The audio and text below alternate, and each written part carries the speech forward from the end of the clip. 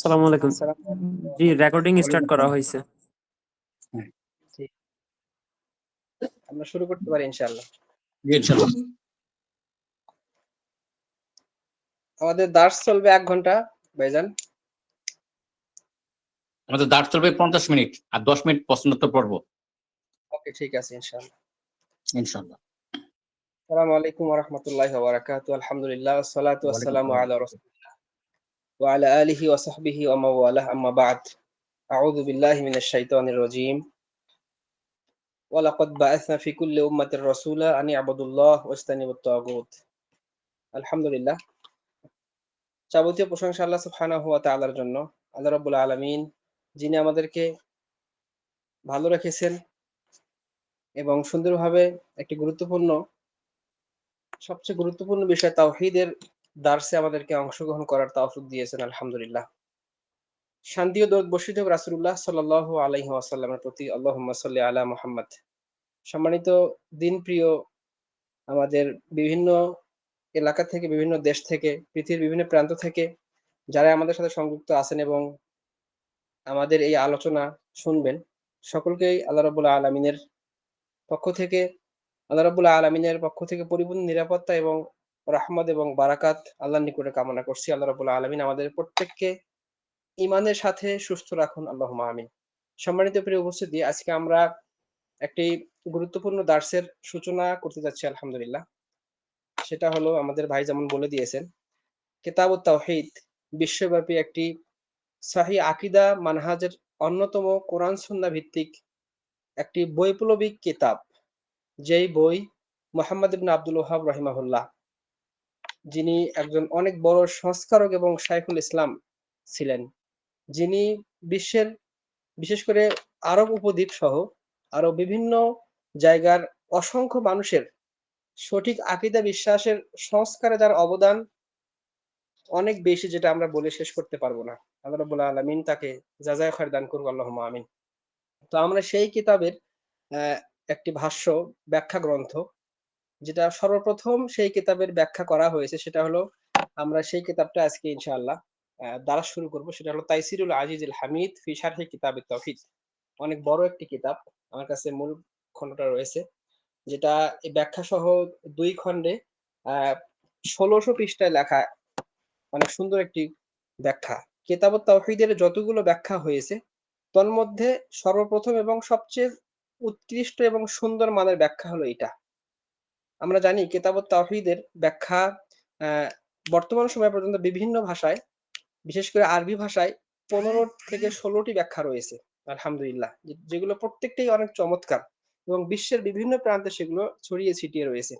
আর অনেকগুলো ভাষায় এই কিতাবুত তাওহীদ অনুবাদ হয়েছে, আলহামদুলিল্লাহ। আমাদের বাংলা ভাষাতেও আমাদের বিভিন্ন আলেমগণ অনুবাদ করেছেন, আলহামদুলিল্লাহ। তো কিতাবুত তাওহীদ এমন গুরুত্বপূর্ণ একটি বই, যেটা প্রত্যেক মুসলিমের ঘরে থাকা এবং অধ্যয়ন করা জরুরি। এজন্য আমরা এই গুরুত্বপূর্ণ কিতাবটি আমরা সিলেক্ট করেছি এবং আমরা ইনশাআল্লাহ, আল্লাহ রাব্বুল আলামিন যদি আমাদেরকে তৌফিক দেন, আল্লাহর নিকটে আমরা উত্তম তৌফিক কামনা করছি। আমরা ইনশাআল্লাহ ধারাবাহিকভাবে এটার ব্যাখ্যা সহ আমরা ইনশাআল্লাহ মাসিক দার্স করব ইনশাআল্লাহ তাআলা। তো আল্লাহর নিকটে আমরা উত্তম তৌফিক কামনা করি। আল্লাহ সুবহানাহু ওয়া তাআলা যাতে আমাদেরকে সেই তৌফিক দান করেন, আল্লাহুম্মা আমিন। সম্মানিত প্রিয় উপস্থিতি, আমরা আজকে যে কিতাবুত তাওহীদের ব্যাখ্যাটা ক্লাস শুরু করব, আজকে আমরা প্রথম ক্লাস হিসাবে আমরা ভূমিকার উপরে আলোচনা করব। এই প্রারম্ভিক আলোচনায় আজকে আমরা যে কয়েকটি বিষয়কে আলোকপাত করব ইনশাআল্লাহ। তার মধ্যে একটি হলো তাওহীদের গুরুত্ব। এই কিতাবের ভূমিকাতেই এর ব্যাখ্যাকার এবং এর তাহকিক যিনি করেছেন, মুহাক্কিক, সুন্দর একটি ভূমিকা নিয়ে এসেছেন তাওহীদের গুরুত্ব সম্পর্কে। তারপরে আমরা এই কিতাব সম্পর্কে, এই বই সম্পর্কে সংক্ষিপ্ত করে জানবো। এরপরে আমরা এই কিতাবের যে মহামতি লেখক, সংকলক মুহাম্মদ ইবনে আব্দুল ওয়াহাব রাহিমাহুল্লাহ, তার জীবনকাল সম্পর্কে আমরা কিঞ্চিত আলোচনা করব ইনশাআল্লাহ তাআলা। এরপরে আমরা এই কিতাবুত তাওহীদ যে লেখা হয়েছে, এটা কোন পদ্ধতিতে, কোন মানহাজে লেখা হয়েছে, এর মধ্যে কি কি বিষয়গুলো রয়েছে, কোন বিষয়টা এখানে লেখক অনেক বেশি হাইলাইট করেছেন এবং তিনি এই কিতাব রচনা করেছেন কিভাবে, তার পদ্ধতি কি, আমরা সেই বিষয়ে নাতিদীর্ঘ আলোচনা করব ইনশাআল্লাহ তাআলা। তো এইভাবে আমরা ইনশাআল্লাহ প্রতি মাসেই আশা করি ইনশাআল্লাহ আমরা আপনাদেরকে পাবো এবং আমরা একটা বিশাল পরিসরে আমরা এই অনলাইন দার্সটি চালিয়ে যাব। আল্লাহর নিকটে আমরা সেই তৌফিক কামনা করি। আল্লাহুম্মা আমিন। তো আমরা যেই ব্যাখ্যা গ্রন্থটি আজকে শুরু করতেছি, এই ব্যাখ্যা গ্রন্থ সৌদি আরবে বিশেষ করে মদিনায় মসজিদে নববীতে অনেক বড় বড় শায়খগণ দার্স দিয়ে থাকেন। তো আমার কাছে আমরা যে কিতাবটি আজকে যে ব্যাখ্যা গ্রন্থ থেকে আমরা দার্স নেব, তো এই কিতাবের যিনি তাহকিক করেছেন তিনিও এই কিতাবটি মসজিদে নববীতে ২ বছরের অধিক সময় ধরে তিনি এই দার্স নিয়েছিলেন। অর্থাৎ এই ১৬০০ পৃষ্ঠার কিতাব মসজিদে নববীতে ২ বছরের অধিক সময় ধরে একটা কিতাবের উপরে দার্স চলতেছিল। আলহামদুলিল্লাহ এখনো সৌদি আরবে সহ বিভিন্ন দেশে এই কিতাবগুলোর নিয়মিত দার্স চলে আলহামদুলিল্লাহ, মক্কা মদিনা সহ বিভিন্ন জায়গায়। তো আমরা শুরুতেই একেবারে এই কিতাবের শুরুতে ভূমিকাতে আমরা যে তাওহীদের গুরুত্ব এসেছে সে বিষয়ে আমরা আলোকপাত শুরু করব ইনশাআল্লাহ তাআলা। এখানে যিনি তাহকিক করেছেন এই কিতাবটি, মূলত কিতাবটি লিখেছেন মুহাম্মদ ইবনে আব্দুল ওয়াহাব রাহিমাহুল্লাহ, কিতাবুত তাওহীদ। এর ব্যাখ্যা করেছেন তার আপন নাতি, তিনি অনেক বড় একজন শায়েখ, শায়েখ সুলাইমান ইবনু আব্দুল্লাহ ইবনে মুহাম্মদ ইবনে আব্দুল ওয়াহাব, অর্থাৎ মুহাম্মদ ইবনে আব্দুল ওয়াহাবের আপন নাতি। তিনি অনেক বড় একজন ফকি এবং আলেম। তিনি এই কিতাবটি তার দাদার নিকট থেকে তিনি ব্যাখ্যা করেছেন। তো শুরুতেই এখানে একটা সুন্দর চমৎকার তাওহীদের গুরুত্ব সম্পর্কে আলোকপাত নিয়ে আসা হয়েছে, আমরা সেটাই অনুবাদ করব ইনশাআল্লাহ তাআলা। এখানে মুহাক্কিক বলেছেন, ইন্নাল্লাহ সুবহানাহু ওয়া তাআলা খালাকাল খালক লিইবাদাতিহি ওয়া তাআতিহি ওয়া তাওহীদিহি। আল্লাহ সুবহানাহু ওয়া তাআলা আমাদেরকে সৃষ্টি করেছেন। এই সৃষ্টি জগৎকে, পুরা পৃথিবীকে এবং মানুষ এবং জিনকে সৃষ্টি করেছেন একটা উদ্দেশ্য, সেটা হলো আমরা জানি লিইবাদাতিহি, তার ইবাদত করার জন্য, ওয়া তাআতিহি একমাত্র তারই আনুগত্য করার জন্য, ওয়া তাওহীদিহি এবং তার একত্ববাদ তাওহীদকে গ্রহণ করার জন্য, ওয়া ইখলাসিদ দীন লাহু এবং দ্বীন ইসলামের ইবাদত বলতে যা কিছু বোঝায় সমস্ত ইবাদতগুলো একমাত্র আল্লাহর উদ্দেশ্য হবে, আল্লাহর জন্যই করা, এজন্যই সৃষ্টি করেছেন। ফাআরসালা রাসূলাহু মুবাশশিরিন ওয়া মুনযিরিন। আর যুগে যুগে যে নবী রাসূলগণকে তিনি প্রেরণ করেছেন সেটার উদ্দেশ্য এটাই। সমস্ত নবী রাসূলগণকে তিনি দুনিয়াতে প্রেরণ করেছেন এই উদ্দেশ্যে, আল্লাহর তাওহীদকে মানুষের নিকটে পৌঁছে দেওয়া, তাওহীদের সঠিক ব্যাখ্যা বিশ্লেষণ মানুষের নিকটে পৌঁছে দেওয়া, কোরআন সুন্নাহকে, আল্লাহর তাওহীদকে, সঠিক আকীদা বিশ্বাসকে মানুষের নিকটে সুন্দরভাবে সঠিক মানহাজের উপর পৌঁছে দেওয়ার জন্য আল্লাহ রাব্বুল আলামিন আদম থেকে শুরু করে মুহাম্মদ রাসূলুল্লাহ সাল্লাল্লাহু আলাইহি ওয়াসাল্লাম পর্যন্ত সমস্ত নবী রাসূলকে প্রেরণ করেছেন। মুবাশশিরিন ওয়া মুনযিরিন, যারা এই তাওহীদকে গ্রহণ করবে তাদেরকে জান্নাতের সুসংবাদ দেওয়ার জন্য, ওয়া মুনযিরিন এবং যেই কুফফারগণ, যারা কাফের মুশরিক, বিভিন্ন শিরককারী, যারা আল্লাহর আনুগত্য করবে না, তাওহীদকে গ্রহণ করবে না, তাদেরকে ভীতি প্রদর্শন করার জন্য, ওয়া মুবায়্যিনিনা লিত-তুরুকিল মুওসিলাতি লিমারদাতিহি এবং এই তাওহীদের রাস্তার মাধ্যমেই আল্লাহ রাব্বুল আলামিনকে সন্তুষ্ট অর্জন করানোর একমাত্র একমাত্র পথ সেটাই দেখানোর জন্য। ওয়ালিত তুরুকিল মুওকিআতি ফি গাদাবিহি ওয়া ইকাবিহি। আর এই তাওহীদের পথকে পরিত্যাগ করে যখনই তাওহীদের পথকে পরিত্যাগ করবে, এই তাওহীদ থেকে নিজেকে মুক্ত ঘোষণা করবে, আল্লাহর সম্পর্কে সঠিক আকীদা বিশ্বাস সে গ্রহণ করবে না, আল্লাহ রাব্বুল আলামিন তার রাসূল যে তাওহীদ আমাদেরকে দিয়েছেন সেটাকে গ্রহণ করবে না, যখনই একজন মানুষ তাওহীদ থেকে মুক্ত হবে, তার যে বিভিন্ন শাস্তি, তার যে দুনিয়া এবং আখিরাতের বিভিন্ন গজব আযাব রয়েছে সেগুলো সম্পর্কে রাসূলগণ আমাদেরকে দাওয়াত দিয়েছেন। ওয়া কানা মাদারু দাওয়াতির রাসূল ওয়া লুব্বুহা ইখলাসিল ইবাদাতি লিল্লাহ। সমস্ত রাসূলদের, সমস্ত নবীদের একমাত্র এবং সঠিক দাওয়াত ছিল, প্রথম দাওয়াত ছিল এবং দাওয়াতের মূল ছিল, উসুল ছিল ইখলাসুল ইবাদাতি লিল্লাহ। ইবাদতে একমাত্র একনিষ্ঠতা, ইখলাস আনয়ন করা, অর্থাৎ তাওহীদকে ঘোষণা করা, একমাত্র ইবাদত সমূহ আল্লাহর উদ্দেশ্যে হওয়া, ওয়া ইফরাদাহু বিল ইবাদাহ, ইবাদতের মধ্যে একমাত্র ইলাহ হিসেবে আল্লাহকেই মেনে নেওয়া, ইবাদতে অন্য কাউকে শরীক না করা।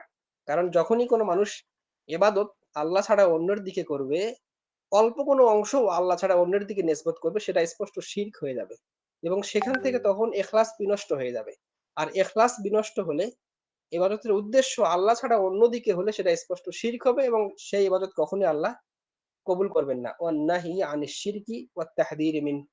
আল্লাহ রাব্বুল আলামিন এই নবী রাসূলকে প্রেরণ করেছিলেন শিরক থেকে তার জাতিকে রক্ষা করার জন্য এবং সতর্ক করার জন্য।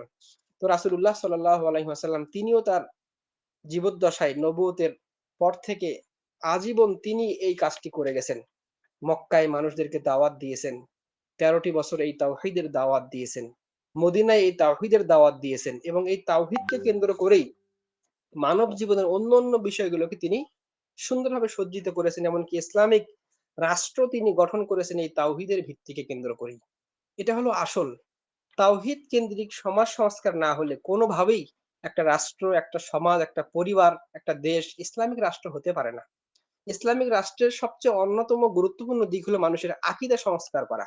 মানুষের ব্যক্তিগত জীবন সংস্কার করে, পারিবারিক জীবনের সংস্কার করে, সামাজিক জীবন সংস্কারের মাধ্যমে একটা দেশকে, একটা জাতিকে, একটা গোষ্ঠীকে পরিবর্তন করা যায়। আইন কানুন দিয়ে মানুষকে পরিবর্তন করা কোনোভাবেই সম্ভব নয়। তো রাসূলুল্লাহ সাল্লাল্লাহু আলাইহি ওয়াসাল্লাম তিনিও এই কাজটি করেছিলেন। শুধু তিনি নন, দুনিয়ার সমস্ত নবী রাসূলগণ তাদের প্রধান এবং প্রথম কাজ এটাই ছিল। মানুষকে তাওহীদের দিকে আহ্বান করা এবং সেভাবেই মানুষের অন্যান্য জীবনের বিষয়গুলো সংস্কার করা। তো তারপরে এখানে মুহাক্কিক বলেছেন ওয়ালাকাদ বায়্যানা রাসূলুল্লাহ সাল্লাল্লাহু আলাইহি ওয়াসাল্লাম আত-তাওহীদ ফি সুন্নাতিহি ওয়া খায়রা বায়ানিন। রাসূলুল্লাহ সাল্লাল্লাহু আলাইহি ওয়াসাল্লাম তিনি তার সুন্নাতের মধ্যে এই তাওহীদের বর্ণনা, তাওহীদের বিশ্লেষণ এবং এই ব্যাখ্যাগুলোই করেছেন। ওয়া কাতা কুল্লা তরিকে নাখদুসুত তাওহীদ এবং তিনি তাওহীদ এর বাইরের, তাওহীদ বিচ্ছিন্ন হয়, তাওহীদ নষ্ট হয় এমন সমস্ত পথকে তিনি বন্ধ করে দিয়েছেন। ওয়া সাদ্দা দারাইয়া শিরক, এমন কোন রাস্তা যেই রাস্তায় শিরক ঢুকতে পারে, যে রাস্তার মাধ্যমে মানুষের মধ্যে সহজেই শিরক ঢুকে যায়, শিরক হতে পারে এমন সম্ভাবনাময় রাস্তাগুলোকেও আল্লাহ রাসূল সম্পূর্ণ বন্ধ করে দিয়েছেন। ফাহাররামা লুফসাল হালাকা। এখানে মুহাক্কিক বেশ কয়েকটি উদাহরণ দিয়েছেন। যেমন কোনো মানুষের হাতে বালা বা অষ্টধাতুর আংটি এগুলো পরা। যেমন কোনো মানুষ যদি হাতের মধ্যে কোনো বালা, কোনো তাগা, কোনো সুতা ঝুলিয়ে ফেলে রোগ মুক্তির জন্য, তো এটা স্বাভাবিকভাবে প্রাথমিক অবস্থায় শিরক না হলেও এটা শিরকের রাস্তায় নিয়ে যায় এবং এক পর্যায়ে এগুলো ব্যবহারকারী সে শিরকের মধ্যে অন্তর্ভুক্ত হয়ে যায়। সে আল্লাহ রাব্বুল আলামিন ব্যতীত এগুলোর উপরে নির্ভরশীল হয়ে যায়। লিরাফিল বালা, যেমন আল্লাহ রাসূল সাল্লাল্লাহু আলাইহি ওয়াসাল্লাম এগুলোকে নিষেধ করেছেন কোনো অসুখ থেকে বা কোনো বালা মুসিবত থেকে বাঁচার জন্য কোনো হাতে তাগা, কোনো বালা বা কোনো আংটি বা চুড়ি এগুলো ইউজ করা, ব্যবহার করা, কোনো রাবার। দেখবেন আমাদের সমাজে অনেক মানুষ এগুলো ব্যবহার করে। তো এই বিষয়ে স্পষ্ট হাদিস নিষেধ এসেছে। যেটা মুস্তাদরাক হাকিমের মধ্যে এসেছে, ইবনে মাজার মধ্যে এসেছে। স্পষ্ট নিষেধ করা হয়েছে।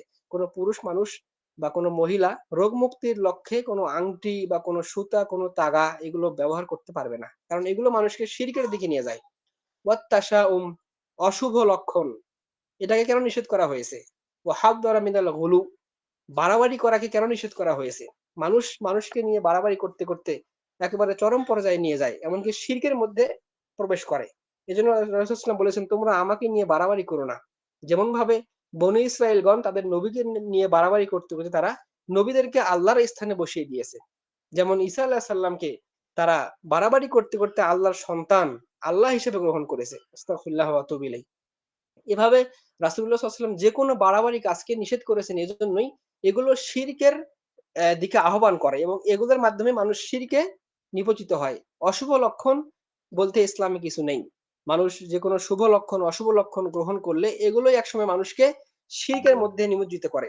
ওয়া হাররামা সুজুদা লিগায়রিল্লাহ, আল্লাহ ব্যতীত অন্য কোন সৃষ্টির সম্মুখে সিজদা করা। দেখবেন অনেক মানুষ বাবা-মার পায়ের সামনে সিজদা করে, সম্মানিত ব্যক্তির সামনে সিজদা করে। এগুলো স্পষ্ট হারাম ঘোষণা করা হয়েছে। স্পষ্ট হাদিস এসেছে যেটা মুসনাদে আহমদ সহ বিভিন্ন গ্রন্থে পাওয়া যায়, ইবনে মাজার মধ্যে, যে মানুষকে আল্লাহ রাব্বুল আলামিন আল্লাহ ব্যতীত অন্য কারো সামনে সিজদা করা নিষেধ করা হয়েছে। এগুলো বাহ্যিকভাবে মানুষ আদবের জন্য করলেও একসময় এগুলো মানুষের বিশ্বাসে পরিণত হয় এবং সেটা শিরকের দিকে নিয়ে যায়। এরপরে আরো বলা হয়েছে ওয়াবাইয়ানা ওয়াঈদা মান আহাব্বা আন ইয়াতামাসসালা লাহুন নাসু কিয়ামান। রাসূলুল্লাহ সাল্লাল্লাহু আলাইহি ওয়াসাল্লাম কোন মানুষের সম্মানে দাঁড়িয়ে যেতে নিষেধ করেছেন।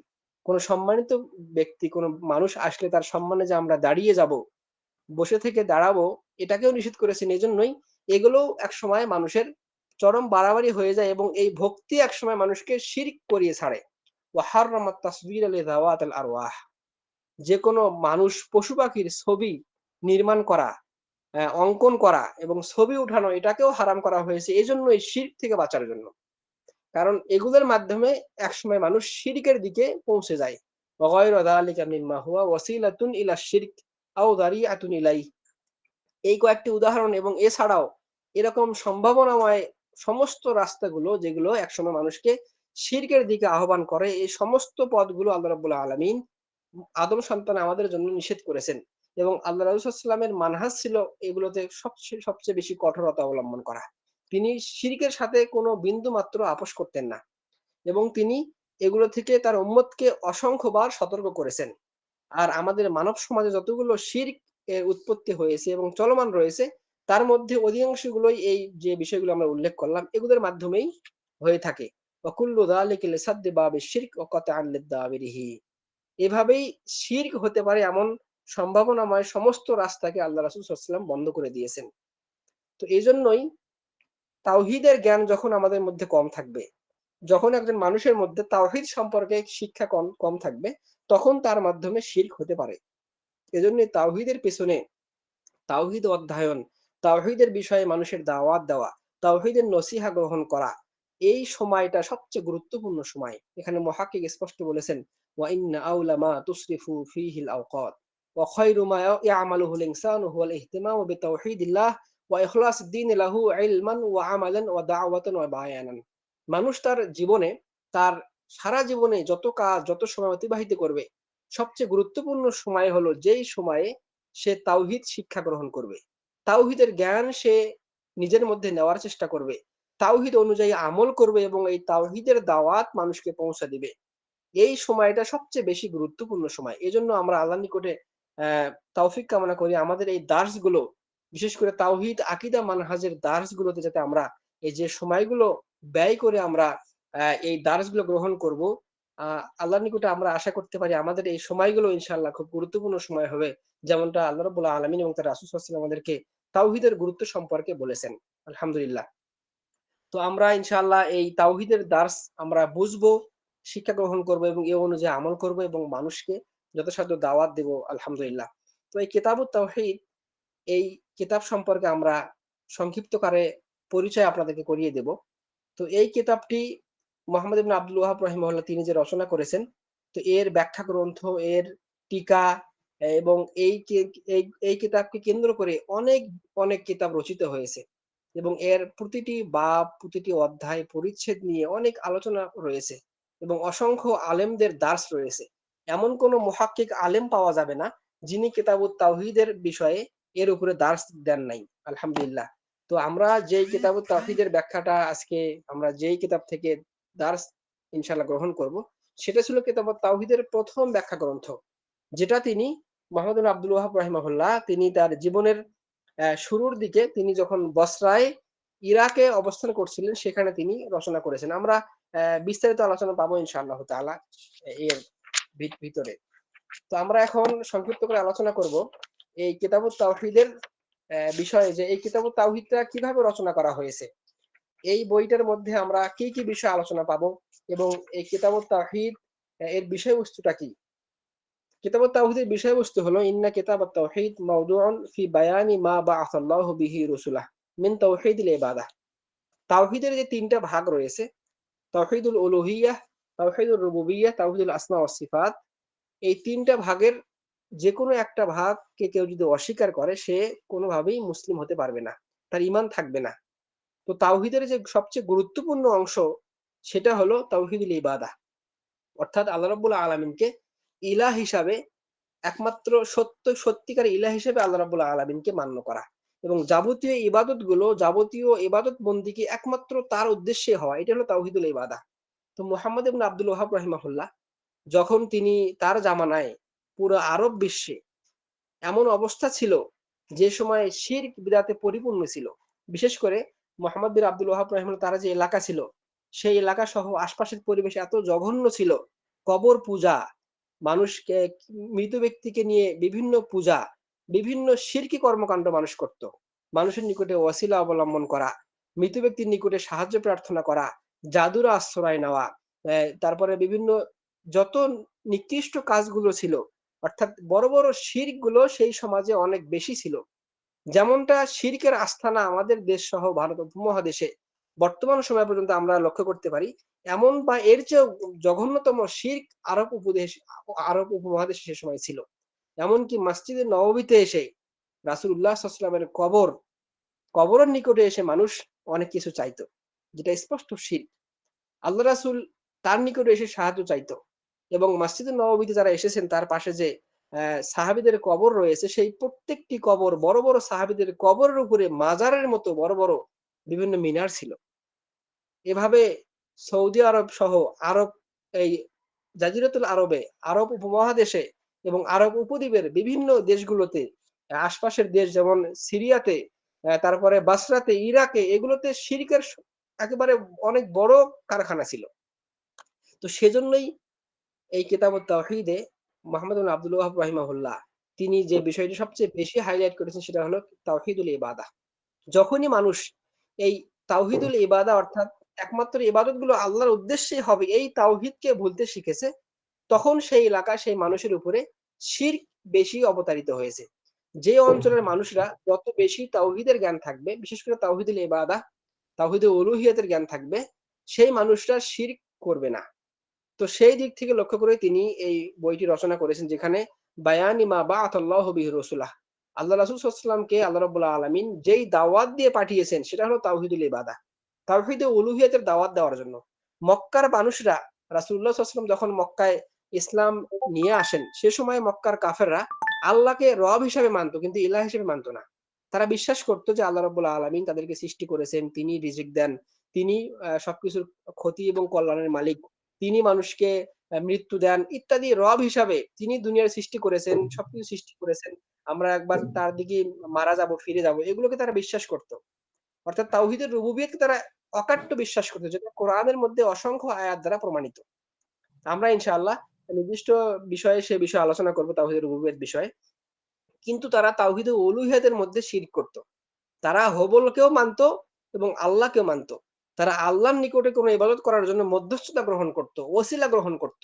মক্কায় ৩৬০ টি যে বিভিন্ন দেব-দেবী ছিল তারা তাদের মাধ্যমে আল্লাহকে পাওয়ার চেষ্টা করত, যেটাকে ওসিলা বলা হয়। অর্থাৎ তাদের মধ্যে তাওহীদুল উলুহিয়াহ ইবাদতের ক্ষেত্রে তারা নকশ ছিল এবং অনেক বড় মারাত্মক সমস্যা ছিল। যেই দাওয়াত দেওয়ার জন্য আল্লাহ রাব্বুল আলামিন সেই জায়গায় সেই মক্কার কুফফার কুরাইশদের মধ্যে রাসূলুল্লাহ সাল্লাল্লাহু আলাইহি ওয়াসাল্লামকে প্রেরণ করেছিলেন এই তাওহীদুল ইবাদত দাওয়াত দেওয়ার কারণেই।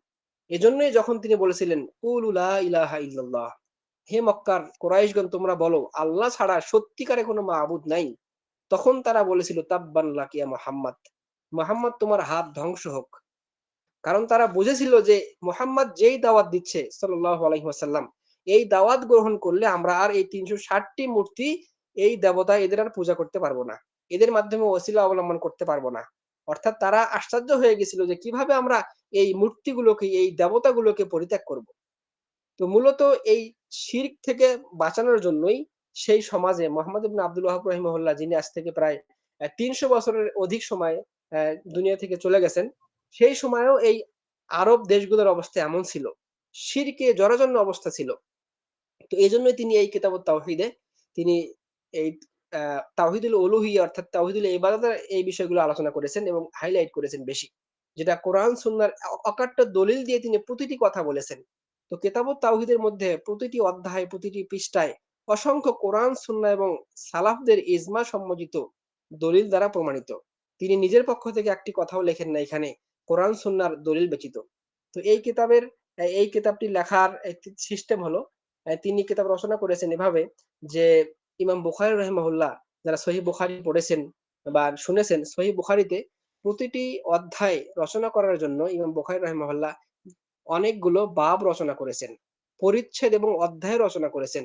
আর সহিহ বুখারীর সবচেয়ে গুরুত্বপূর্ণ একটি বিষয় হলো প্রতিটি হাদিসের আগে ইমাম বুখারী রাহিমাহুল্লাহ আ হাদিসের আগেই হাদিস বর্ণনা করার আগে তিনি সুন্দর কোটেশন রচনা করেছেন, অনুচ্ছেদ রচনা করেছেন। যেই অনুচ্ছেদগুলো বোঝার জন্য অনেক বেশি ইলমের প্রয়োজন।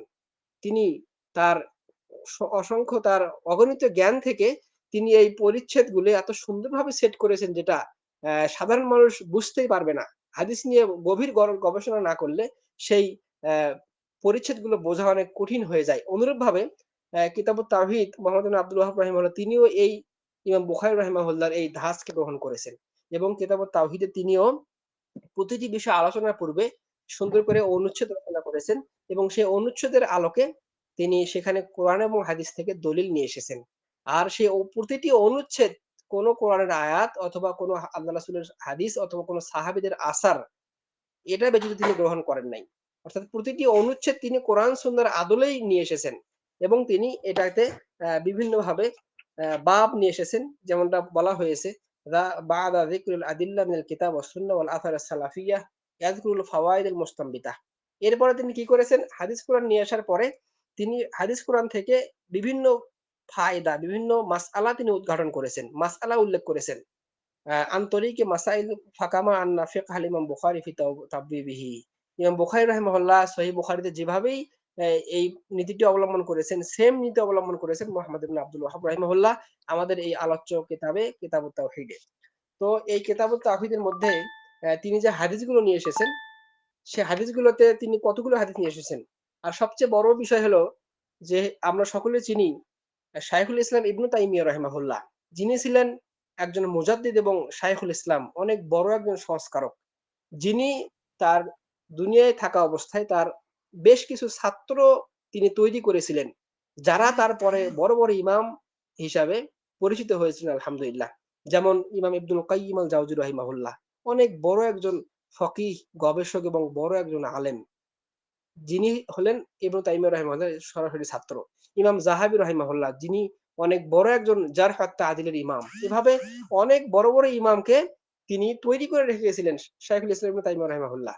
তো মুহাম্মদ ইবনে আব্দুল ওয়াহ্হাব রাহিমাহুল্লাহ তিনিও তার জীবনে সবচেয়ে বড় যে প্রভাব পড়েছে সেটা হলো এই দুইজন শায়েখ, সেটা হলো শাইখুল ইসলাম ইবনু তাইমিয়া রাহিমাহুল্লাহ তিনি এবং তার ছাত্র ইবনুল কাইয়িম আল জাওজি। এই দুইজনের কিতাবাদি এবং তার ইলম থেকে মুহাম্মদ ইবনে আব্দুল ওয়াহ্হাব রাহিমাহুল্লাহ খুব বেশি ফায়দা নিয়েছেন এবং তাদের ধাঁচ তিনি গ্রহণ করেছেন। তো কিতাবুত তাওহীদের মধ্যে মোট হাদিস তিনি নিয়ে এসেছেন ১২৪ টি হাদিস এখানে পাওয়া যাবে। এই পুরা কিতাবের মধ্যে যেটা মূল কিতাব সেটা অনেক ছোট, মতন যেটা, তার মধ্যে ১২৪ টি হাদিস নিয়ে আসা হয়েছে। তার মধ্যে ৬১ টি হাদিস তিনি সহিহ বুখারী এবং মুসলিম থেকে নিয়ে এসেছেন। আর বাকি ৫৫ টি হাদিস তিনি অন্যান্য গ্রন্থ যেমন সুনানে আবু দাউদ, নাসাই, তিরমিজি, ইবনে মাজাহ, মুসনাদে আহমদ সহ অন্যান্য গ্রন্থ থেকে নিয়ে এসেছেন। যেগুলো সবগুলো হাদিসই সহিহ অথবা হাসান আলহামদুলিল্লাহ। তবে এখানে ৮ টি মাত্র হাদিস কিতাবুত তাওহীদে রয়েছে, যে বিষয়ে ওলামাদের বিভিন্ন মতামত রয়েছে। সহিহ অথবা আ হাসান অথবা জয়ীফ হওয়ার ক্ষেত্রে মাত্র ৮ টি হাদিস। তবে ৮ ৮টি হাদিসের দালিলিক প্রমাণ এখানে বিস্তারিত বর্ণনা করা আছে। যেগুলোতে যে হাদিসের সনদগুলো মাত্র ৮টি হাদিস, যেটার বিষয়ে আমাদের ইখতিলাফ রয়েছে। তবে এই ৮টি হাদিসও বিভিন্ন সনদে হাসান অথবা সহিহ হিসেবে পাওয়া যায়। যেটা এখানে অনেক লম্বা আলোচনা করা হয়েছে, যেটা আমরা আলোচনা করব না। তো এখানে যেটা বোঝা গেল কিতাবুত তাওহীদে মুহাম্মদ ইবনে আব্দুল ওয়াহ্হাব রাহিমাহুল্লাহ তিনি মোট ১২৬ টি হাদিস নিয়ে এসেছেন, যার মধ্যে সবগুলো হাদিসই সহিহ আলহামদুলিল্লাহ। ৮ টি হাদিস নিয়ে কথা থাকলেও সেই হাদিসগুলোতেও সহিহ হওয়ার প্রমাণই বেশি পাওয়া যায়। তো আমরা এই পর্যায়ে মুহাম্মদ ইবনে আব্দুল ওয়াহ্হাব রাহিমাহুল্লাহর যে তার জীবনী, আমরা এই জীবনী সংক্ষিপ্ত করে আলোচনা করব ইনশাআল্লাহ তাআলা।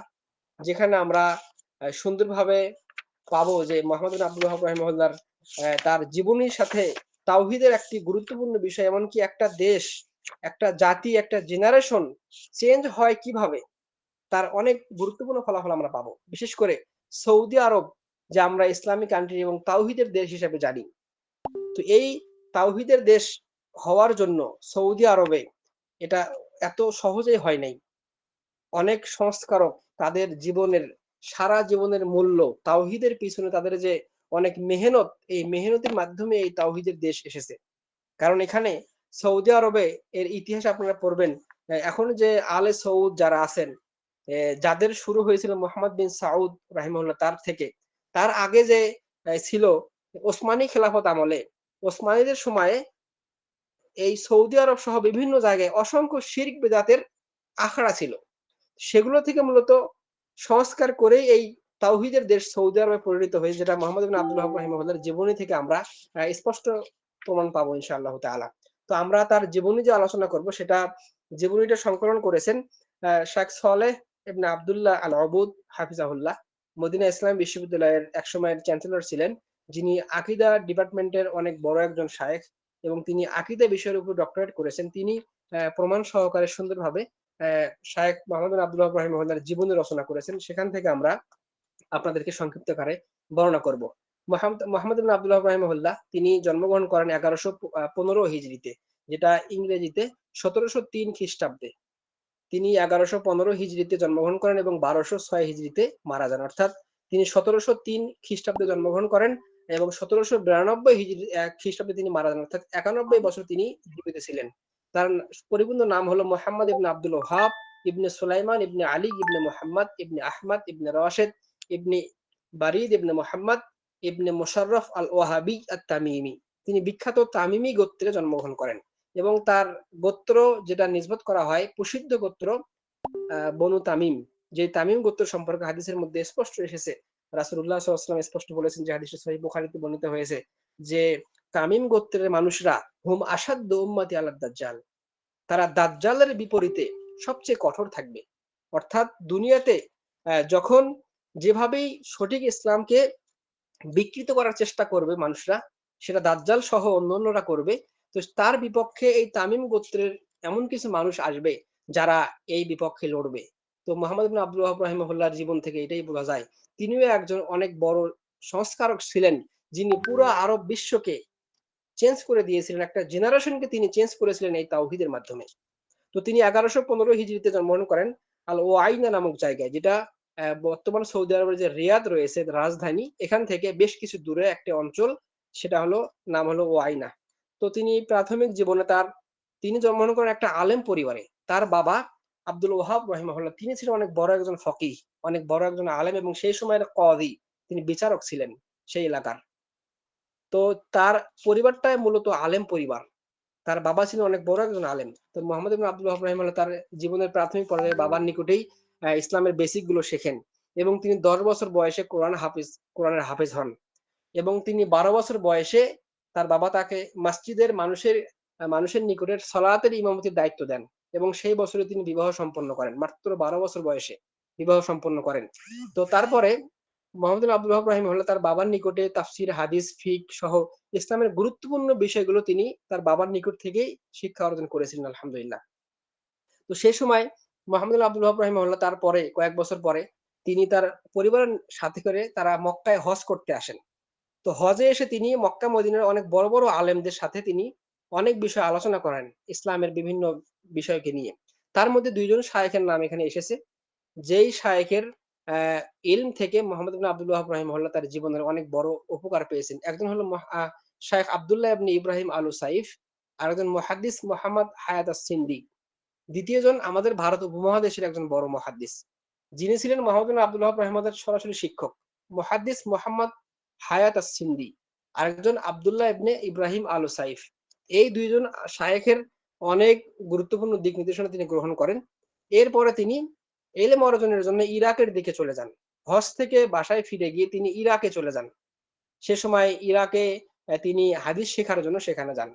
তো ইরাকের বসরা নগরীতে তিনি ইলম শেখার জন্য যান এবং সেখানেই তিনি তার প্রখ্যাত শায়েখ মুহাম্মদ আল মাজমুঈ তার নিকটে হাদিস অধ্যয়ন করেন এবং তিনি ইলম শেখেন। তো এই ইরাকে অবস্থান করার সময়ই মুহাম্মদ ইবনে আব্দুল ওয়াহাব রাহিমাহুল্লাহ এই কিতাবুত তাওহীদ রচনা করেছিলেন, যেটা তার নাতি অনেক বড় একজন শায়েখ আব্দুর রহমান ইবনে হাসান তিনি স্পষ্ট বর্ণনা করেছেন যে তার দাদা তাকে বলেছেন যে এই কিতাবুত তাওহীদ তিনি যখন বসরায় ছিলেন, ইরাকের বসরা নগরীতে, সেখানে তিনি বসে এই কিতাবুত তাওহীদ রচনা করেছিলেন। এর একটি কারণ ছিল, সেই সময়ে যখন তিনি ইরাকে পড়ালেখা করার জন্য যান, সেখানে গিয়ে অবস্থা দেখে আশ্চর্য হন। মুহাম্মদ ইবনে আব্দুল ওয়াহাব রাহিমাহুল্লাহ যখন ইরাকে ছিলেন সেখানের অবস্থা মারাত্মক খারাপ ছিল। সেখানের অধিকাংশ মানুষরাই ছিল রাফিদি, শিয়া রাফিদি, যারা অনেক মারাত্মক আকীদার অধিকারী, যারা আবু বকর, ওমর, ওসমানকে তারা সবসময় গালি দেয় এবং তাদেরকে মানে না এবং তারা আলী ব্যতীত অন্য কোন সাহাবীদেরকে গ্রহণ করে না এবং যাদের আকীদার সাথে আমাদের আকীদার অনেক বেশি সাংঘর্ষিক রয়েছে। কোরআন সুন্নাহর অনেক বেশি সাংঘর্ষিক আকীদা হলো এই রাফিজিদের সাথে। যারা এই আকীদার বিশ্বাসী, তারা মুসলিমদের অন্তর্ভুক্তই নয়, এমন কিছু আকীদা এবং মানহাজের অধিকারী যারা যাদের মধ্যে শিরক বিদআতে ভরপুর। তো সেই বসরা নগরীতে যখন তিনি অবস্থান করেন, তো এখানে স্পষ্ট এসেছে কানা রাহিমাহুল্লাহ ইউনকিরুল বিদআ বিশিদ্দাহ। তো সেখানে তিনি যখন এই পরিবেশ দেখেন, তখন মুহাম্মদ ইবনে আব্দুল ওয়াহাব রাহিমাহুল্লাহ অনেক কঠোরভাবে সেগুলোকে দমন করার চেষ্টা করেন, দাওয়াত দেন মানুষদেরকে। ওয়াকাদ যাহারাত জুরআতুহু ফি ইনকারিল বিদআ লাম্মা দাখালাল বাসরা লিতালাবাল ইলম। যখন মুহাম্মদ ইবনে আব্দুল ওয়াহাব রাহিমাহুল্লাহ বসরায় ইলম অর্জনের জন্য যান, সেখানে এই বিদআত গুলো দেখতে পেয়ে তিনি সেগুলো ফাআনকারা মুদাহিরা শিরকি বিল কুবুর ওয়া বিল মাউতা, বাসরার মানুষরা সে সময় কবরের নিকটে পূজা করত। মৃত ব্যক্তির নিকটে তারা শিরক করত। মৃত ব্যক্তির নিকট থেকে তারা চাইতো এবং কবর কেন্দ্রিক অনেক বড় বড় শিরকে লিপ্ত ছিল। ও ইবাদাতুল আশজার ওয়াল আহজার, বিভিন্ন গাছ, বিভিন্ন মূর্তি, বিভিন্ন পাথরের পূজা করত। লিআন্নাল বাসরা ইয়াগলুবু আলাইহা রাফিদা ফি জামানিশ শাইখ ইলা জামানিনা হাযা। কারণ সেই সময় থেকে শুরু করে বর্তমান পর্যন্ত এই ইরাকের বাসরায় অসংখ্য এই রাফিজিরাই রয়েছে, যারা এখনো পর্যন্ত ইরাকের এই নগরীগুলো এই শিয়াতে ভর্তি। কোন সুন্নি মুসলিম সেখানে পাওয়া যাবে না। আলিয়াযুবিল্লাহ। তো এই বিষয়গুলো দেখে তিনি আশ্চর্য হন এবং তিনি সেখানেই কিতাবুত তাওহীদ, যার মাধ্যমে তিনি এই কিতাব রচনা করেন এবং তিনি এই কিতাবের দাওয়াত মানুষকে দিতে থাকেন। তো সে সময় এই সময়ে যখন তিনি বাসরা থেকে ফিরে আসেন ইলম অর্জন করে, বাসায় ফিরে আসেন, সে সময় তার পরিবার মোহাম্মদ বিন আব্দুল ওয়াহাব রাহিমাহুল্লাহর পরিবার বাসরা থেকে তারা স্থানান্তর হয়ে আরেকটি এলাকায় চলে যান। তার নাম হলো হোরাইমিলা, যেটা রিয়াদ থেকে আরো নিকটে। তো সেখানে তার বাবা যান এবং তার পরিবার সহ সেখানে স্থানান্তর হন। তো সেখানে গিয়ে মোহাম্মদ বিন আব্দুল ওয়াহাব রাহিমাহুল্লাহ তার অর্জিত ইলম থেকে মানুষকে তিনি ইলম বিতরণ করেন এবং তিনি সমাজের অবস্থা এত খারাপ দেখতে পান যে সর্বত্র শিরক এবং বিদআতের ছড়াছড়ি। তো এই জঘন্য সমাজে তিনি সংস্কারমূলক দাওয়াতের চিন্তা ভাবনা করেন এবং এভাবেই তার ইলম অনুযায়ী তিনি মানুষকে ইসলামের দাওয়াত দেন। তো এখানে উল্লেখ করেছেন আমাদের শায়খ, ওয়াকানা রাহিমাহুল্লাহ যাকিয়ান ফাতিনান মুসাবিরান ফি তালাবিল ইলম। মুহাম্মদ ইবনে আব্দুল ওয়াহাব রাহিমাহুল্লাহ তিনি ছিলেন ইলম অর্জনের জন্য সবচেয়ে একজন মেধাবী ছাত্র এবং তিনি ছিলেন অনেক উৎসাহী এবং অনেক সুন্দর একজন ইলমের পথপ্রদর্শী একজন ব্যক্তি। ওয়াদ-দাওয়াতি ইলাল্লাহ, এবং তিনি আল্লাহর দিকে মানুষকে দাওয়াত দেওয়ার জন্য অনেক বেশি আগ্রহী ছিলেন। জারিআন ওয়া শুজাআন ফি কওলিল হাক্কি ওয়া রাদ্দিল বাতিল। তার নিকটে কোনো খারাপ কাজ হলে তিনি সেটা নিষেধ না করে থাকতে পারতেন না। তিনি হকের এক অতন্ত্র প্রহরী ছিলেন। তো এভাবে তিনি তার অর্জিত ইলম থেকে সেখানে যখন মানুষদেরকে দাওয়াত দেন, সেই সময় অনেক মানুষ তার এই কথা গ্রহণ করত, অনেকে সেটাকে গ্রহণ করত না। এমত অবস্থায় সেই সময়গুলোতে যখন তিনি হোরাইমিলাতে অবস্থান করেন, তার বাবা মারা যান। তার বাবা যেহেতু অনেক বড় একজন আলেম ছিলেন, তার বাবা মারা যাওয়াতে তার দায়িত্ব আরো অনেক বেশি হয়ে যায়। মানুষরা তার নিকটে দিন শিখার জন্য আসে এবং তার বাবার দায়িত্ব তার নিকটে পৌঁছে যায়। তো এভাবেই তিনি ইউনাসিহুন নাস ওয়া ইউআল্লিমুহুম, মানুষদেরকে নসিহত করেন এবং দিন শিক্ষা দেন। ওয়া ইনকিরু আলাল মুফসিদিনা ফিল আরদি মিনাল ফুসাক ওয়া আহলিল বিদআহ। তার এই দাওয়াত, ইসলাহি দাওয়াত, তার এই সংস্কারমূলক দাওয়াত অনেক মানুষের সহ্য হয় নাই। কারণ সেখানে যারা মাজার পূজারী ছিল, কবর পূজারী ছিল, কারণ সে সময়ে শাসক ব্যবস্থা সহ পুরা দেশের অবস্থা ছিল কবর পূজারী এবং মাজার পূজারী। এবং তারা ওসিলা পূজা করত, কবর পূজা করত, মৃত ব্যক্তির নিকটে সাহায্য চাইতো। অসংখ্য শিরক এবং কুসংস্কারে পরিচ্ছন্ন একেবারে ভরাট ছিল সেই এলাকাগুলো। তো তার এই দাওয়াত সকলে গ্রহণ করতে পারেন নাই। সে সময় হাত্তা ইজতামা বা'দুল মুফসিদিন ফি হুরাইমিলাহ, এমনকি সেই হোরাইমিলা এলাকার কিছু ফাসেক ব্যক্তি, কিছু খারাপ ব্যক্তি আলা কতলিহি, তাকে হত্যা করার ষড়যন্ত্র করে। মুহাম্মদ ইবনে আব্দুল ওয়াহাব রাহিমাহুল্লাহকে প্রাণ নাশের, হত্যার হুমকি দেওয়া হয় প্রায় ৩ বার। তবে আল্লাহ রাব্বুল আলামিন তাকে ৩ বারই বাঁচিয়েছিলেন আলহামদুলিল্লাহ। তো যখন তাকে হত্যার হুমকি দেওয়া হয়, এমনকি তার বাড়ি ঘেরাও করা হয়। আলা কতলিহি ওয়া তাসাওয়ারু বাইতাহু, তার বাড়ি তারা ঘেরাও করে ফেলে। ফাতিনা লাহু বা'দুন নাস, এরপরে তিনি কিছু মানুষের সহযোগিতায় সেখান থেকে চলে যান। তিনি সেই হোরাইমেলা এলাকা থেকে তিনি আবার অন্য এলাকায় চলে যান। আল্লাযী আরাদাল ফাতকা বিশ-শাইখ, সেখানে এক শ্রেণীর মানুষ তাকে হত্যার জন্য ষড়যন্ত্র করেছিল। যেভাবে মক্কার কাফেররা রাসূলুল্লাহ সাল্লাল্লাহু আলাইহি ওয়াসাল্লাম যখন তাওহীদের দাওয়াত দিলেন, যখন তাকে ঠেকাতে পারল না, তখন তারা তার বাড়ি ঘেরাও করেছিল মারার জন্য। এভাবেই যুগে যুগে আসলেই হকের যারা দাওয়াত দেন, যখন তারা হকের দাওয়াতের বিপক্ষে অবস্থান গ্রহণ করতে পারে না, তখন তাদের সর্বশেষ অবস্থান হয় তাদেরকে হত্যা করা। এভাবে দেখবেন আমাদের দেশে, বাংলাদেশেও হকের দাওয়াত যখন কোরআন সুন্নাহ দিয়ে তারা রদ করতে পারে না, তখন তারা দেখবেন বিভিন্ন সেমিনার, বিভিন্ন মাহফিল, বিভিন্ন মসজিদ, মাদ্রাসা এগুলো বন্ধ করে দেয়। বেদাতীদের সবচেয়ে বড় হাতিয়ার এটাই। তারা যখন দলিল দিয়ে কোরআন সুন্নাহর কোন বিষয় তারা খুঁজে পায় না, তখন তারা তাদেরকে বন্ধ করে দেয়। শক্তি দিয়ে, ক্ষমতা দিয়ে মসজিদ বন্ধ করে দেয়, মাদ্রাসা বন্ধ করে দেয়, বিভিন্ন ইসলামিক সেন্টার বন্ধ করে দেয়। এগুলো হলো বেদাতীদের চিরাচরিত একটা স্বভাব। তো মুহাম্মদ ইবনে আব্দুল ওয়াহাব রাহিমাহুল্লাহকে এইভাবে তারা হত্যার ষড়যন্ত্র করে। তবে তিনি সেখান থেকে বের হয়ে যান। সেই এলাকা থেকে চলে অন্য জায়গায় চলে যান। ফাখরাজা মিনহা ইলাল ওয়াইনা, তার যে আদি জন্মস্থান আল ওয়াইনা, যেখানে তিনি আগে ছিলেন তার পরিবার সহ, সেখানে আবার ফিরে যান। ওয়াহাদা কানা সানা ৫০ ওয়া ৫০ মিয়াতিন বাদাল আলফ। এটা ছিল ১১৫৫ হিজরিতে, যখন শায়েখের বয়স ৪০ বছর। তখন তার বয়স ৪০ বছর। সেই সময়ে তিনি তার এই পরিবেশ হয়। তারপরে তিনি আবার তার নিজস্ব এলাকায় ফিরে যান এবং সেখানে গিয়ে ফালতাকা বিআমিরিল ওয়াইনা। ওয়াইনার যিনি আমির ছিলেন সে সময়, রাষ্ট্রীয় আমির, তার সাথে দেখা করেন। তার সাথে সাক্ষাৎ করেন। তার নাম ছিল ওসমান ইবনে মুআম্মার। তার সাথে সাক্ষাৎ করে তাকে এই বিষয়গুলো বলেন। ওয়াদ-দাওয়াতি ইলা তাওহীদ, তাকে স্বচ্ছ তাওহীদের দাওয়াত দেন এবং তাকে কোরআন সুন্নাহ গ্রহণ করার, বিভিন্ন শিরক থেকে, বিভিন্ন সামাজিক শিরক, সমাজে যে শিরকগুলো ছড়িয়ে রয়েছে এগুলো থেকে রক্ষার জন্য তিনি আহ্বান করেন এবং তিনি ওয়া'আদাহু বিন-নুসরি ওয়াত-তামকিন। তখন ওসমান ইবনে মুআম্মার তাকে আশ্বস্ত করেন যে হ্যাঁ, আমি আপনার এই কথাগুলো গ্রহণ করলাম এবং আমি চেষ্টা করব আপনাকে সহযোগিতা করার। তো সে সময় বেশ কিছুদিন এই ওয়াইনা, এই জায়গার যে আমির ওসমান ইবনে মুআম্মার, তাকে সহযোগিতা করেছিলেন এবং শায়েখ সেই আমিরকে কোরআন সুন্নাহ যখন তাকে বিভিন্ন দার্স শুনিয়েছিলেন, তিনি সঠিকটা বুঝতে পারছিলেন। এমনকি বিভিন্ন সংস্কার কাজ শুরু করে দিয়েছিলেন। এমত অবস্থায় সেই জায়গায় একটা মহিলা, জেনাকার মহিলা এসে আমিরের নিকটে তার জেনার কথা বর্ণনা করে যে, আমি জেনা করেছি, আমার বিচার ফায়সালা করুন। তখন মোহাম্মদ বিন আব্দুল ওয়াহাব রাহিমাহুল্লাহ তাকে রাসূলুল্লাহ সাল্লাল্লাহু আলাইহি ওয়াসাল্লামের ফায়সালা যেটা, রজম করা, সেই কথা বলেন। তো সেই অনুযায়ী, ফতোয়া অনুযায়ী তাকে তার আমির ওসমান ইবনে মুআম্মার, সেই এলাকার আমির, সেই মহিলাকে রজম করে রাষ্ট্রীয় নিয়ম অনুযায়ী, যেটা ইসলামের নিয়ম। তো এই সংবাদ সারা এলাকায় ছড়িয়ে পড়ে, যেটা ছিল সেই সময়ের সংবাদ। অর্থাৎ সেই সময়ে যে কেন্দ্রীয় গভর্নর ছিলেন সেটা হলো হাকিমুল আহসা সুলাইমান ইবনে মুহাম্মদ। কেন্দ্রীয় গভর্নর, মেইন যিনি ছিলেন শাসক, তার নিকটে এই সংবাদ চলে যায়। তখন তিনি কি করেন? তখন তিনি সরাসরি এই ওয়াইনা এলাকার যে আমির ওসমান ইবনে মুআম্মার নিকটে চিঠি পাঠান এবং এটা থেকে বিরত হওয়ার আদেশ করেন। অর্থাৎ ইসলামী হদ, ইসলামী আইন বাস্তবায়ন হোক সেটা চাইতো না। তাহলে চিন্তা করেন তারা কেমন শাসক ছিলেন। ইসলামী আইন বাস্তবায়ন হোক সেটা তিনি চান না এবং এর বিপরীতে মোহাম্মদ বিন আব্দুল ওয়াহাব রাহিমাহুল্লাহ, তিনি যেহেতু এই আদেশ করেছিলেন এবং এই শিক্ষা দিয়েছেন, তাকে হত্যার আদেশ করেন। আলিয়াযু বিল্লাহ।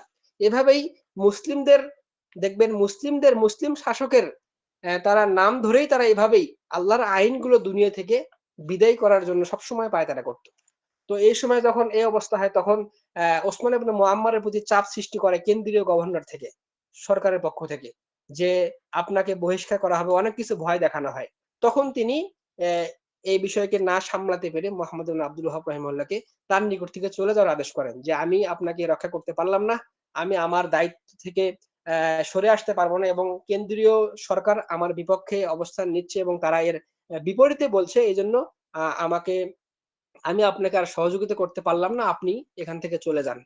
এমনকি কেন্দ্রীয় সরকারের আদেশে তাকে হত্যার আদেশ করা হয়। মোহাম্মদ বিন আব্দুল ওয়াহাব রাহিমাহুল্লাহকে হত্যার জন্য আদেশ করা হয়। এমনকি সেখানে বলা হয়েছে, ফাতালাবা মিনহু আইয়ার হালা ওয়া আও আজা ইলা ফারিসি। একজন ফারিসি, পারস্যের একজন ব্যক্তিকে আদেশ করা হয়, যে ছিল সেনাবাহিনীর লোক। তাকে বলা হয় যে মোহাম্মদ বিন আব্দুল ওয়াহাবকে হত্যা করতে। সে তাকে হত্যা করার জন্য গিয়েছিল, তবে আল্লাহ রাব্বুল আলামিন তাকে বাঁচিয়ে দিয়েছেন। মোহাম্মদ বিন আব্দুল ওয়াহাব রাহিমাহুল্লাহ তখন সেখান থেকে চলে গিয়ে আবার অন্য এলাকায় চলে যান। এভাবে তিনি এক জায়গার পর আরেক জায়গায় হিজরত করতেছিলেন এই তাওহীদের দাওয়াত দেওয়ার কারণে। এবার তিনি চলে যান আদ-দারিয়া নামক জায়গায়। এটাও রিয়াদ থেকে অনেক কাছে একটা এলাকার নাম। যেখানের সে সময়ের আমির ছিল সউদ, মুহাম্মদ ইবনে সউদ রাহিমাহুল্লাহ। তো তিনি সরাসরি গিয়ে সেই আমিরের নিকটে তার দাওয়াত পেশ করেন। ফানাজালা শাইখুল ইসলাম মুহাম্মদ ইবনে আব্দুল্লাহ রাহিমাহুল্লাহ ইনদা আহাদি তুল্লাবিহি। তো তিনি দারিয়াতে গিয়ে তার একজন ছাত্রের বাসায় ওঠেন। ছাত্রের নাম ছিল আলী ইবনে আব্দুর রহমান ইবনে সুয়াইলিম। তিনি মোহাম্মদ বিন আব্দুল ওয়াহাব রাহিমাহুল্লাহ এই দাওয়াতের কথা আগে জানিয়েছিলেন এবং সেই বাড়িতে সেই এলাকার যে গভর্নর মুহাম্মদ বিন সাউদ রাহিমাহুল্লাহ, তাকে দাওয়াত করা হয়। তিনি সেখানে আসেন। আলা শাইখ ওয়াস্তাফহামাহু আন দাওয়াতিহি ফাবায়্যানা লাহু দাওয়াত তাওহীদ। তখন মোহাম্মদ বিন আব্দুল ওয়াহাব রাহিমাহুল্লাহ সেই এলাকার, এই দারিয়া এলাকার যে গভর্নর, আমির মোহাম্মদ বিন সাউদ, তাকে তাওহীদের বিষয়গুলো বুঝিয়ে দেন। তাকে শিরক থেকে মুক্ত করার ঘোষণা বলেন। তাকে সামাজিকভাবে, ব্যক্তিগত জীবন থেকে শুরু করে সমস্ত পর্যায়ে যে সর্বত্র ছড়িয়ে থাকা শিরক এবং বিদআত গুলো রয়েছে, এগুলো উচ্ছেদ করার আদেশ করেন এবং তাকে তাওহীদের শিক্ষা দেন। ওয়া যাক্কারাহু বিল্লাহ, এবং আল্লাহ রাব্বুল আলামিনের বিভিন্ন আদেশ নিষেধ তাকে তিনি স্মরণ করিয়ে দেন। ওয়া রাজা আন ইয়াকুনা ইমামান লিল মুসলিমিন, এবং তাকে এটাও বলেন, যদি আপনি আপনার দেশ থেকে, আপনার অঞ্চল থেকে শিরক গুলো উৎখাত করেন, আল্লাহ রাব্বুল আলামিন আপনাকে দুনিয়া আখিরাতে কল্যাণ দিবেন। ফায়াজমাউল্লাহু লাহুদ-দীন ওয়াদ-দুনিয়া। আপনাকে দিন দুনিয়া দুইটাই দিবেন আল্লাহ রাব্বুল আলামিন। কারণ আল্লাহ রাব্বুল আলামিন স্পষ্ট আদেশ করেছেন, তিনি সুসংবাদ দিয়েছেন, যারাই তাওহীদকে গ্রহণ করে, সঠিক আকীদা বিশ্বাস গ্রহণ করে, আল্লাহ রাব্বুল আলামিন এই তাওহীদের মাধ্যমে দিন এবং দুনিয়া তাদেরকে আল্লাহ রাব্বুল আলামিন দিয়ে দেন। ইন ইসতামসাকা বিহাদিহিল আকিদা সালাফিয়াহ, তখন মুহাম্মদ ইবনে আব্দুল্লাহ রাহমাতুল্লাহ তাকে বলেন, যদি আপনি এই আকিদা সালাফিয়াহ, সালাফে সালিহিনদের অর্থাৎ সাহাবী তাবেঈদের আকিদা, রাসূলুল্লাহ সাল্লাল্লাহু আলাইহি ওয়াসাল্লামের এই স্বচ্ছ আকিদাকে গ্রহণ করেন এবং আপনি আপনার দায়িত্ব থেকে শিরককে উৎখাত করেন সামাজিকভাবে, ব্যক্তিগতভাবে, রাষ্ট্রীয়ভাবে, তাহলে আল্লাহ রাব্বুল আলামিন আপনাকে, আপনার প্রজন্মকে এমন কিছু দিবেন যেটা আপনি কল্পনা করতে পারেন নাই। ফাশারাহাল্লাহু সাদরাল ইমাম মুহাম্মদ বিন সাউদ, এই কথাগুলো শুনে, এই তাওহীদের দার্স নিয়ে মুহাম্মদ বিন সাউদ, সেই দিরআইয়া এলাকার যিনি গভর্নর, তার অন্তর প্রশান্ত লাভ করে। ফাকতানা বিনুসরাতিহি ওয়া তাআহাদা আলা নুসরাতিত তাওহীদ ওয়াদ দাওয়াতি ইলাইহি, তখন তিনি মুহাম্মদ বিন আব্দুল ওয়াহাব রাহিমাহুল্লাহকে আশ্বস্ত করেন এবং তাকে তার পাশে থাকার আদেশ করেন।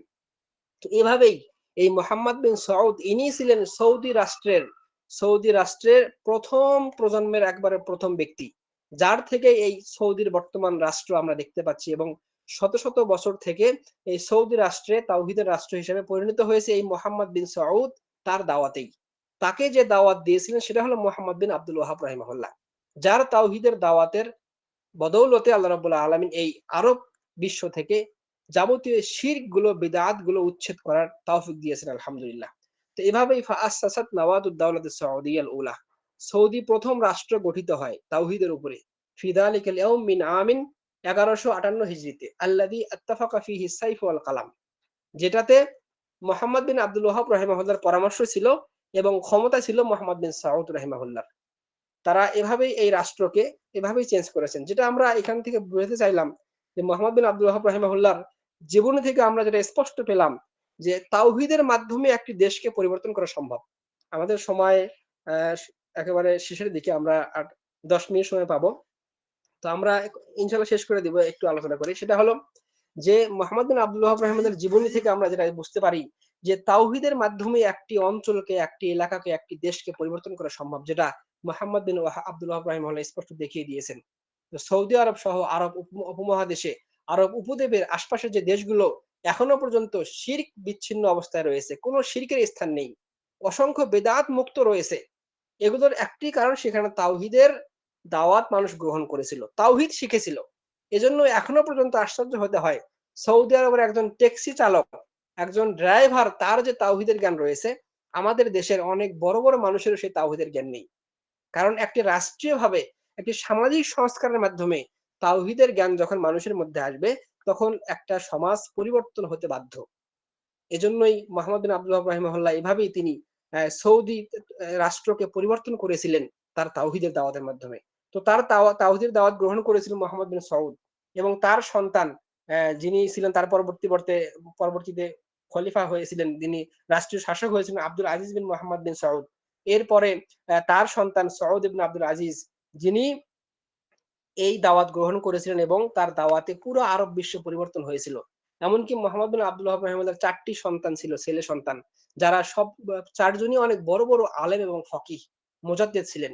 এই 4 সন্তানের মাধ্যমেও এই তাওহীদের জ্ঞান পুরা বিশ্বে ছড়িয়ে পড়েছে, আলহামদুলিল্লাহ। তো আমরা আজকের যে কিতাব থেকে আলোচনা করছি, এটিও তার একজন সন্তানের সন্তান, অর্থাৎ তার নাতি এই কিতাব রচনা করেছেন, সুলাইমান ইবনে আব্দুল্লাহ ইবনে মুহাম্মদ ইবনে আব্দুল ওয়াহাব রাহিমাহুল্লাহ। তো এভাবে তিনি একটি প্রজন্ম উপহার দিয়েছিলেন তাওহীদের মাধ্যমে, স্বচ্ছ তাওহীদের দাওয়াতের মাধ্যমে, যেই দাওয়াতের ধারা এখনো পর্যন্ত আলহামদুলিল্লাহ আমাদের উপমহাদেশেও রয়েছে। আমাদের উপমহাদেশে যেমন অনেক বড় বড় আলেমগণ, যেমন সিদ্দিক হাসান খান ভোপালী, তিনি এই দাওয়াত পেয়েছেন কার থেকে? তার একজন ওস্তাদ ছিল মুহাম্মদ বিন আব্দুল ওয়াহাব রাহিমাহুল্লাহ। তার কেতাবাদি, তার লেখা বিভিন্ন বই থেকে তিনি জ্ঞান অর্জন করে এত বড় আলেম হয়েছিলেন। এভাবেই আমরা স্পষ্ট দেখতে পেলাম যে তাওহীদের দাওয়াতের মাধ্যমে, তাওহীদের সংস্কারের মাধ্যমে একটি দেশকে, সমাজকে পরিবর্তন করা সম্ভব। তো আমরা আজকের দার্সে সময় আমরা একেবারে শেষের দিকে এসেছি। আমরা ইনশাআল্লাহ এখন কিছু জিজ্ঞাসা থাকলে, আমাদের এই দার্স সংশ্লিষ্ট জিজ্ঞাসা থাকলে আমরা ইনশাআল্লাহ নিব। পরবর্তী ক্লাসে ইনশাআল্লাহ প্রথম অধ্যায় সংক্ষিপ্ত দার্সে আজকে আমরা যে বিষয়গুলো আলোচনা করলাম সঠিকভাবে তাওহীদের জ্ঞান অনুযায়ী আমাদের জীবনকে هذا وصلى الله وسلم وعلى آله وصحبه أجمعين.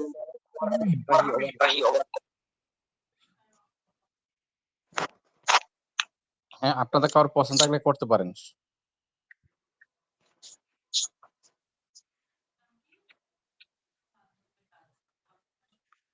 আজকে দার্সের বিষয় সম্বন্ধে, কিতাব সম্বন্ধে